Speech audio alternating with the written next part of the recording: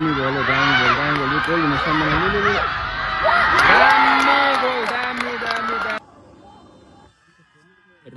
आजको म्याच चाहिँ सुरु भइसकेको छ है र ग्रिन जर्सीमा देख्न सक्नुहुनेछ तपाईले केएफसी भर्सेस र व्हाइट जर्सीमा देख्न सक्नुहुन्छ तपाईले नाम्ची सिक्किम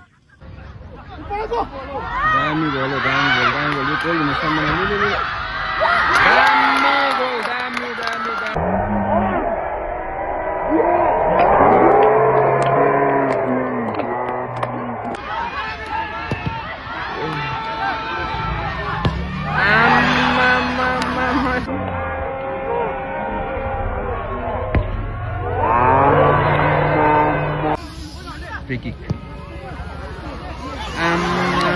दामी गरेको थिएँ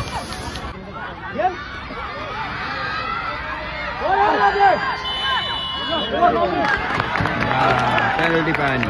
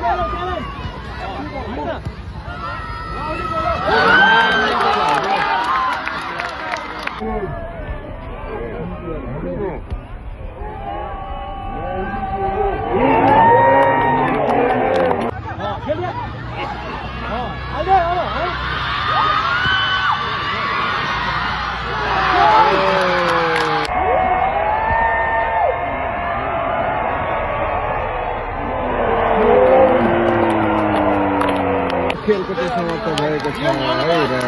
आजको म्याचमा चाहिँ फ्युरी केएफसीले चाहिँ 5 गोल गरेर चाहिँ सिक्किम नाम्चीलाई चाहिँ 0 गोलले चाहिँ जितेको छ है कस्तो भयो म्याच आजको म्याच वान साइडेड भयो भनौँ न वान साइडेड सिक्किमको चाहिँ फिनिसिङ थिएन नि त होइन सिक्किमको टिमको चाहिँ अलिकति फिनिसिङ लाइन राम्रो थिएन है र पनि जे होस् राम्रै भयो त्यस्तो अल्छी लाग्दै चाहिँ भएन